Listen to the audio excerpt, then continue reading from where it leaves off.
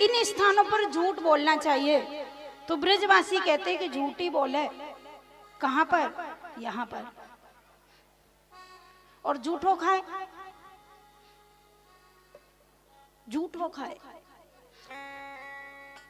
झूठा खाना खराब है। भोजनम तामस प्रियम उच्छिष्टमपि, उच्छिष्ट खाना, झूठा खाना दोष है। पर हमारे ब्रजवासी कहते हैं झूठा खाना चाहिए, पर किसका? दुनिया वालों का नहीं, ठाकुर जी का झूठा खाना चाहिए। आपके घर में कोई भी भोजन बने, कोई भी पकवान बने, आपके घर में पहली रोटी बने तो गाय को दे दो, और भोजन जो बना है ठाकुर जी की अलमारी में तुलसी दल छोड़ के ठाकुर जी का भोग लगाओ, उसके बाद सबको खिलाओ, तो तुम सबकी बुद्धि में विकृति नहीं आएगी, भगवान का प्रसाद हो जाएगा। और वह भोजन जब प्रसाद बन जाएगा, आप उसे ग्रहण करेंगे तो आपको उसको ग्रहण करने से आपके सारे पाप नष्ट हो जाएंगे और आपका मन शुद्ध हो जाएगा।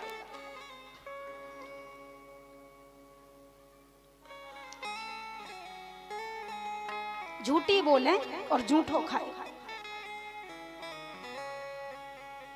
बहुत से लोग ऐसे होते हैं जो बिहारी जी को भोग लगाए बिना कुछ नहीं खाते।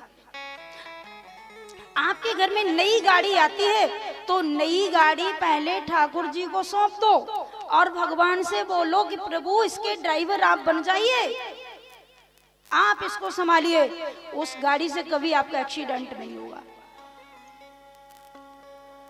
मैं बिल्कुल पक्का विश्वास दिलाती हूँ, जो तुम्हारे घर में सामान आए, जो भी चीज आए, सबके चाबी ठाकुर जी को सौंप दो, फिर तुम्हारे घर में कभी भी कलयुग का प्रभाव नहीं होगा।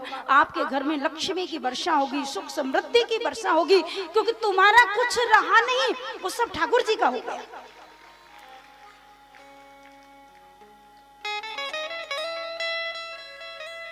और इसको गोस्वामी तुलसीदास बाबा लिखते हैं कि तुम ही निवेदित भोजन करही, रूखा सूखा जो भी खाओ तुलसी दल छोड़ के भगवान को खिलाओ। तुम ही निवेदित भोजन करही, प्रभु प्रसाद पटभूषण धरही। नए कपड़े घर में आए तो ठाकुर जी को दो पहले, उसके बाद प्रसाद बन जाए तब ग्रहण करो। ये भक्तों की बात है।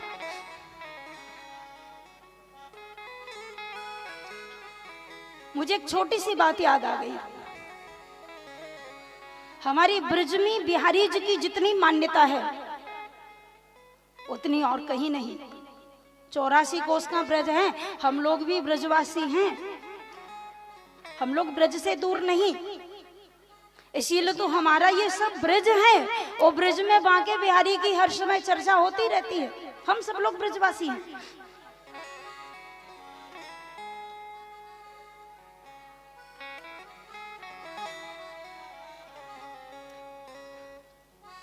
एक कहावत कही गई है कि मथुरा की बेटी और गोकुल की गाय और भाग्य फूट गओ जो अंत कहूं जाए। मथुरा की बेटी का विवाह कर दो कलकत्ता तो समझो उसका नसीब फूट गया। ब्रज की बेटी, ब्रज की कन्या और उसका लंदन में संबंध कर दो तो उसका भाग्य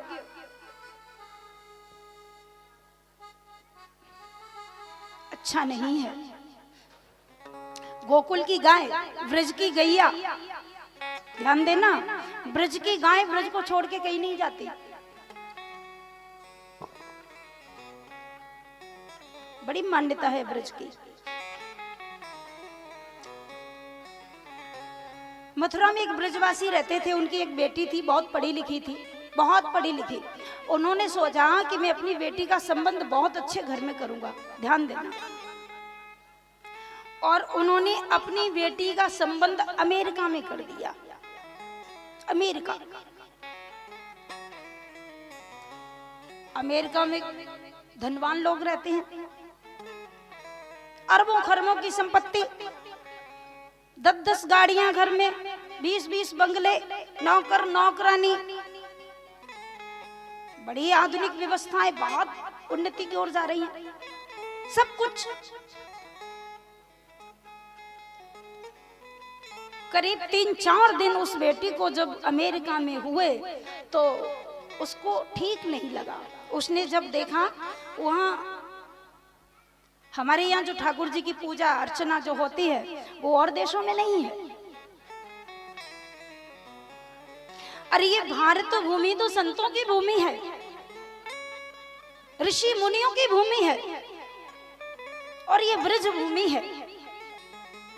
जो हमारे देश में जो सुलभ है भगवान की कथा, भगवान की चर्चा, वो दूसरे देशों में नहीं है।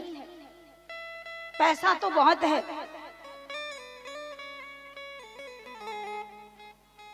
पर ये कथा हर जगह नहीं मिलती।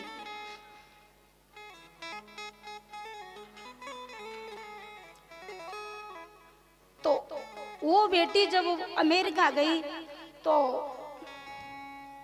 बड़ा सुंदर प्रसंग है। 4-5 दिन अमेरिका रुकी और उसने अपने पिताजी को फोन किया कि पिताजी तुमने मेरे लिए घर बहुत अच्छा देखा, बर बहुत अच्छा देखा, सुख संपत्ति बहुत अच्छी देखी, मैं बिल्कुल ठीक हूँ, पर एक ही परेशानी है। क्या परेशानी है? तो उस बेटी ने फोन में कहा कि इस घर में मुझे बासी रोटी खाने को मिलती है।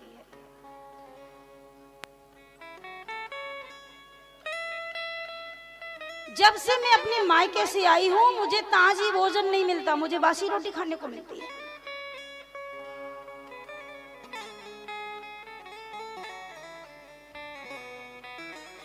अब कोई पिता अपनी बेटी की ये बात सुन सकता है? इतना दहेज दिया, करोड़ों रुपया दिया।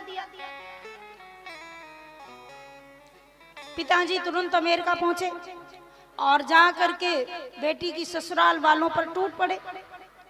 बोले इतना दहेज दिया, पैसा दिया, गाड़ी दी, सब कुछ दिया, और इस घर में हमारी बेटी की ऐसी इज्जत, वो बासी रोटी खाने को देते हो तुम लोग।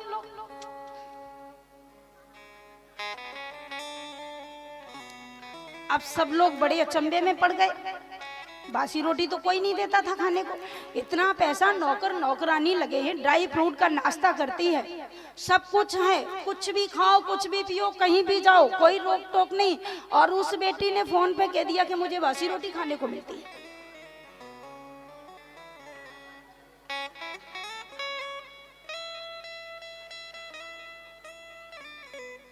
जब वो उस बेटी के ससुर ने पूछा समधी से कि आप कैसे पधारे, क्या बात है, आप क्यों क्रोध में हैं, तो बेटी के पिता ने कहा कि भाई तुम्हारे घर में मेरी बेटी को बासी रोटी मिलती है खाने को।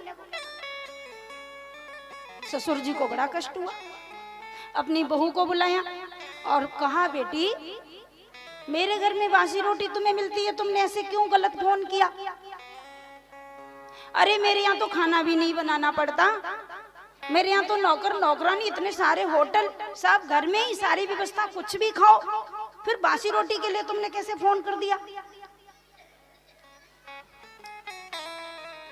बेटी के पिता ने कहा बेटी तुम झूठ बोल रही हो या ये झूठ बोल रहे हैं, जल्दी बताओ, तुमने मुझे फोन किया कि बासी रोटी मिलती है।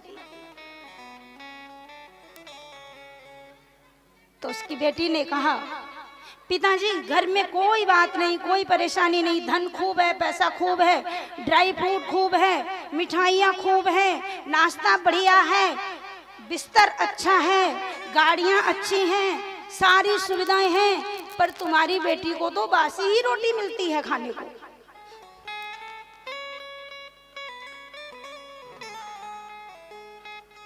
और जब उसके पिता ने पूछा कि कैसे मिलती है, ससुर ने कहा बताओ कैसे मिलती है, तो उस बेटी ने बहुत सुंदर जवाब दिया।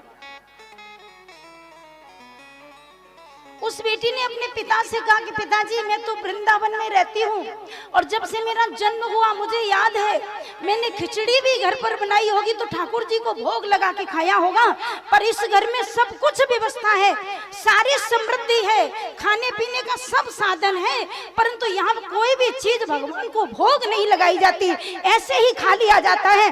वो कभी ताजा नहीं हो सकता, वो हर समय बासा रहेगा जिसका ठाकुर जी का भोग नहीं लगाया जाएगा।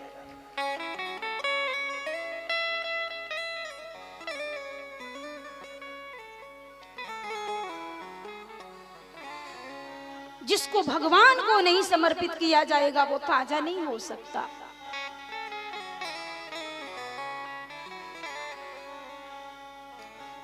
तो इसको कहते हैं कि जूठा खाए, ठाकुर जी का जूठा खाओ।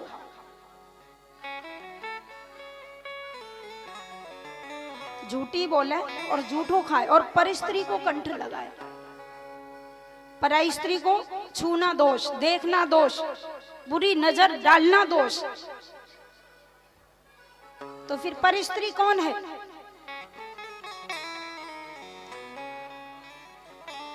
तुलसी मृत जन्मांशी सदा तुम के सब प्रिय, के सुवार्थ चिनोमि त्वं वरदा भव शोभने। पराई स्त्री है तुलसी, पर स्त्री को कंठ लगाए, इसका मतलब यह है कि तुलसी की माला को गले में धारण करो। जो सालग्राम जी की पटरानी है, जिन्होंने तुलसी की माला को गले में धारण किया है, वही असली वैष्णव हैं और उन्हें ही भगवान प्रेम करते हैं।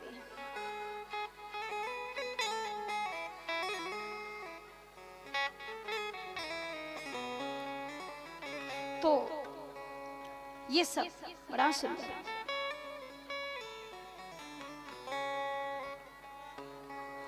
मन पछतई है अवसर बीते, मन पछतई है अवसर बीते, मन पछतई है अवसर बीते।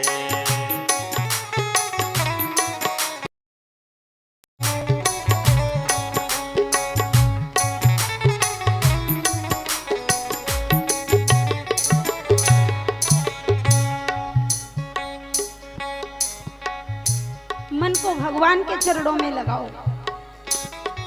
सब कुछ अपना क्या है? सब कुछ भगवान का है, अपना कुछ नहीं। सब तेजी राम चरण कमलन भज, भगवान के चरणों का चिंतन कर।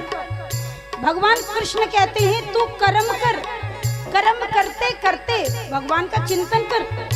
कहीं भी रहे मन भगवान के चरणों में रखो। शब्द जी राम चरण कमलन भज,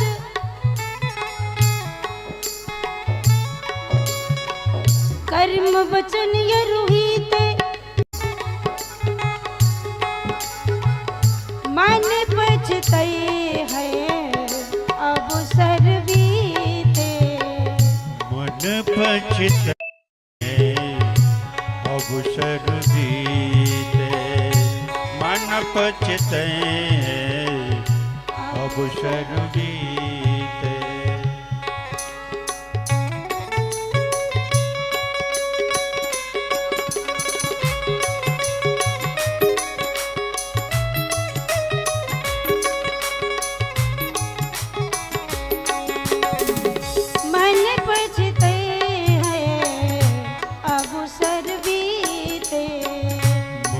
पछतई है अवसर बीते, मन पछतई है अवसर बीते।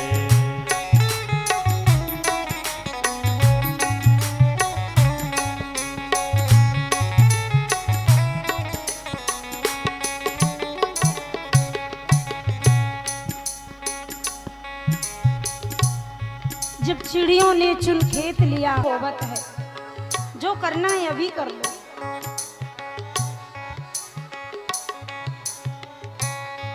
तो ये जो राजा है ना, राजा बलि,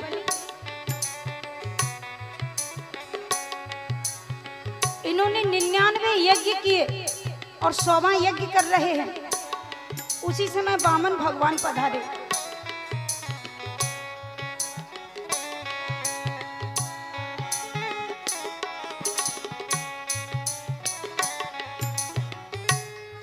और जैसे ही वामन भगवान पधारे तो राजा बलि ने आकर के वामन जी के चरणों में प्रणाम किया।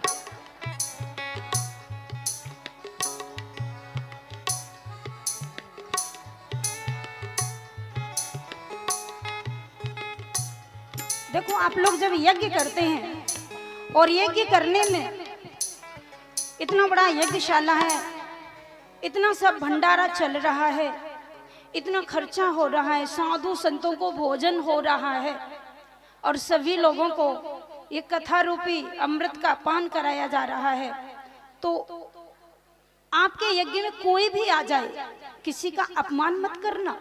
पता नहीं कौन किस वेश में आ जाए। कभी कभी भगवान ऐसे अटपटे वेश धारण करके आ जाते हैं, तो कभी भी किसी को हीन भावना से नहीं देखना चाहिए। और संतों को यदि आप बुलाएं और वो आपके घर आ जाएं तो कृपा समझो संतों की, लेकिन यदि बिना बुलाए संत तुम्हारे घर आ जाएं तो विशेष कृपा है। बिना बुलाए संत।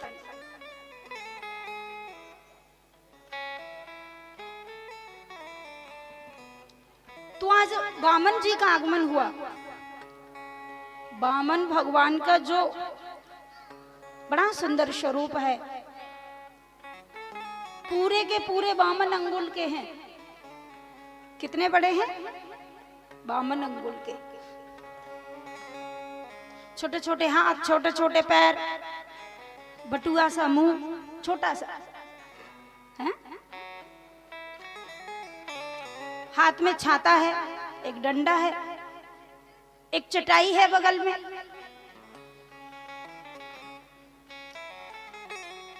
और देखो, संत कभी संग्रह नहीं करते। संतों को क्या चाहिए? संतों को कुछ नहीं चाहिए।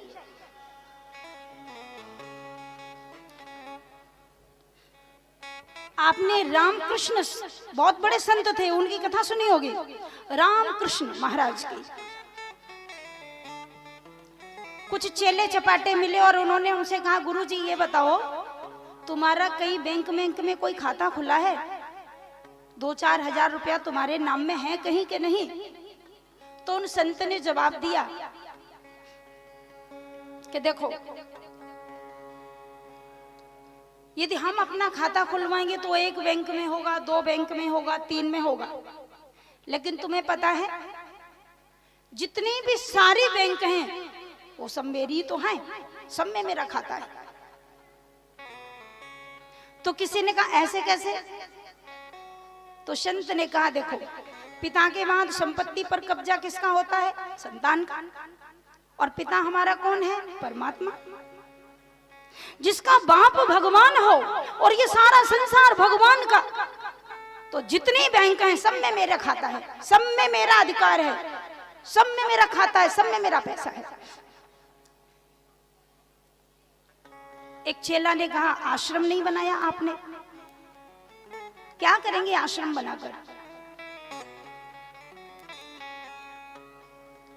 तो एक चेला ने सोना दे दिया, पैसे वाला था, बाबा ये सोना ले जाओ और तुम अब की बार जब हम आए तब तक बढ़िया आश्रम बना के रखना, सुंदर सा।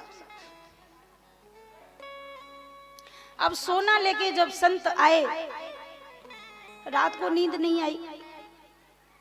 सोने को तो बहुत लोग चोर लूट ले जाएंगे, पूरी रात सोए नहीं। सोने को सिराने रख के पूरी रात जगते ही रहे, और जैसे ही सवेरा हुआ तो सोना लेके वही रास्ते में फिर बैठ गए जहां वो सोना दिया था उसने। और जैसे ही वो चेला निकला तो संत ने कहा, भैया ये ले अपना सोना ले जा। उसने कहा बाबा मैंने तो आश्रम बनाने के लिए दिया था, तुम ये वापस क्यों कर रहे हो? संत ने बहुत सुंदर जवाब दिया, भैया तू अपना ले जा। क्यों? बोले मुझे नहीं बनाना आश्रम। क्यों? बोले एक रात में तो सब गड़बड़ हो गया। क्या हुआ? संत ने कहा भैया तू अपना सोना ले जा और मेरा सोना दे जा। जब से तेरा सोना लिया है मेरी नींद हराम हो गई। मुझे तो अपना सोना चाहिए, मुझे तेरे सोने की कोई जरूरत नहीं। तो ये संतों की बात है।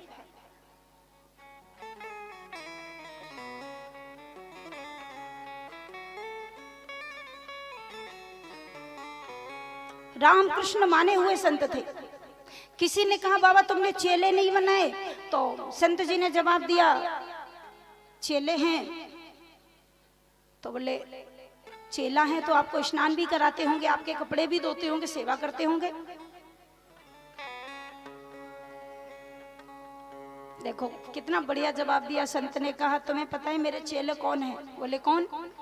बोले ये जो बादल है ना मेघ, यही मेरे चेले हैं। और जब मेरी इच्छा होती है तो ये बादल पानी वर्षा देते हैं, मुझे स्नान करा देते हैं, यही मेरे शिष्य हैं। ये बादल स्नान कराते हैं, ये मेरे शिष्य हैं। जब मेरी इच्छा होती है तब बरस जाते हैं, मैं स्नान कर लेता हूं। ओ बाबा आपको कभी भजन भजन सुनने का मन नहीं होता? आपने 2-4 कलाकारों को नहीं रखा है, कोई ढोलक बजाए, मजीरा बजाए, आपको कीर्तन सुनाए? ऐसे चेला भी तो बनाने चाहिए। संत ने जवाब दिया अरे मेरे बहुत चेले हैं जो मुझे संगीत सुनाते हैं। बोले कौन? ये बादल स्नान कराते हैं, ये पंछी गीत सुनाते हैं, और ये पक्षी मुझे गीत सुनाते हैं जब मेरी इच्छा होती है। जंगल में जोगी बसता है, जंगल में जोगी बसता है, कभी रोता है कभी हंसता है। जंगल में जोगी बसता है, कहीं रोता है कहीं हंसता है। जंगल में जोगी बसता है।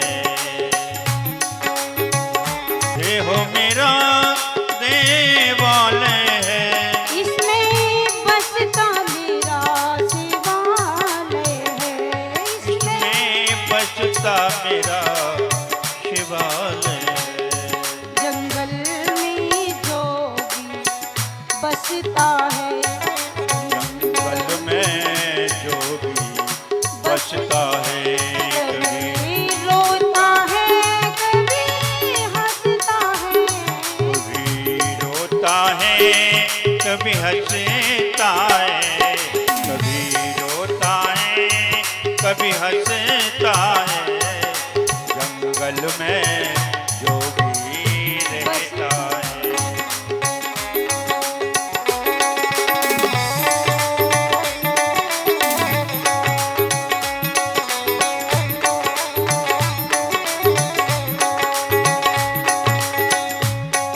साधुओं की फकीरी में आनंद है।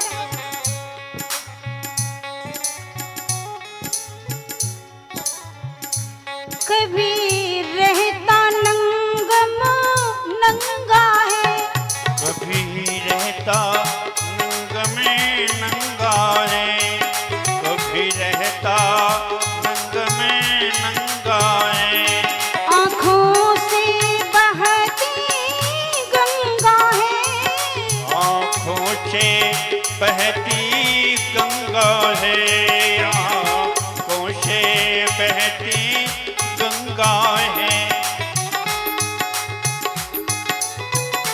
जो मिल जाए सो चंगा है,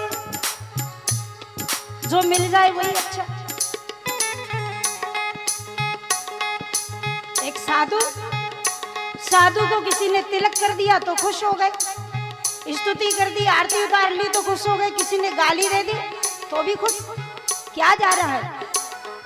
ये साधुओं की रीति है और इसको फकीर ही कर सकते हैं, दुनिया वाले नहीं कर सकते।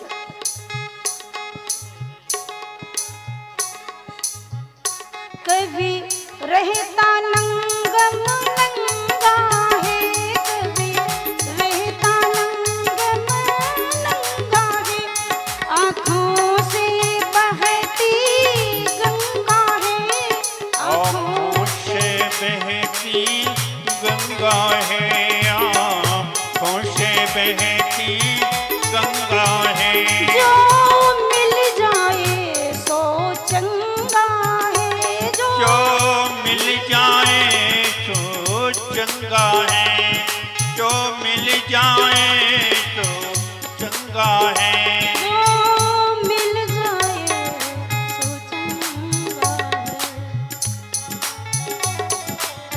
जंगल में जोगी बसता है, जंगल में जोगी बसता है, कभी रोता है कभी हंसता है, कभी रोता है कभी हंसता है, जंगल में जोगी बसता है, जंगल में जोगी बसता है, कभी रोता है कभी हंसता है, कभी रोता है कभी हंसता है, ये शब्दों की रीति है। ऐसे साधु रहते हैं। और एक बात बताऊं, साधु कौन होते हैं?